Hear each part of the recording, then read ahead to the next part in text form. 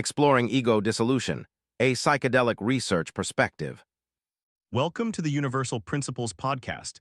Today, we're diving into ego dissolution, which might sound a bit scary. It's essentially the temporary loss of your sense of self. But it's not always a bad thing. We'll explore what that actually means and how it connects to greater understanding. Thanks for having me. From the perspective of psychedelic research, ego dissolution is a really exciting area.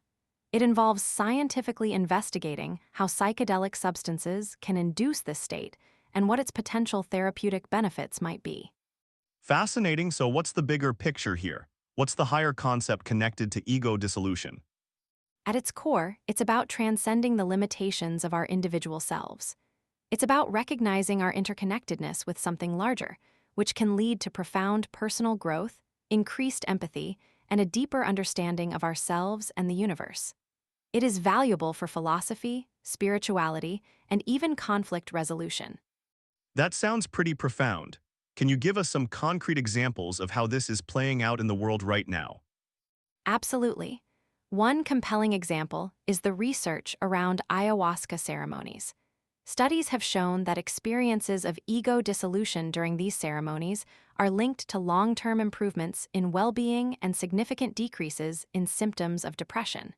It's quite remarkable. Wow, that's incredible, so people feel better long-term. Exactly. Another example is in guided meditation practices.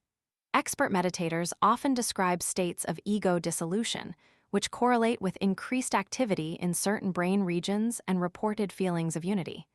It is important to note that for both examples, safety and intention are key. So is this just a psychedelic or meditation thing, or does this concept show up in other areas? It absolutely connects to other fields. For instance, in transpersonal psychology, there's a concept called the self-transcendence principle.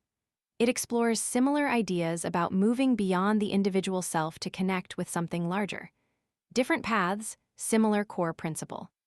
That's fascinating to know. How can people apply this knowledge about ego dissolution in their everyday lives without necessarily taking psychedelics or becoming monks? Great question. First, practice mindfulness, pay attention to the present without judgment.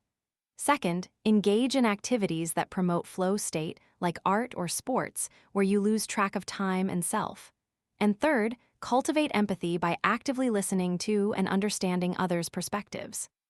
Those are some really practical tips.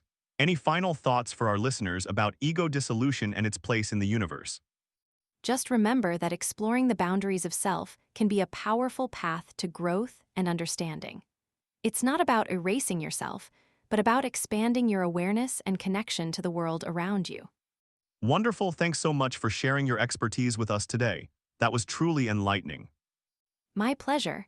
Thanks for having me on Universal Principles.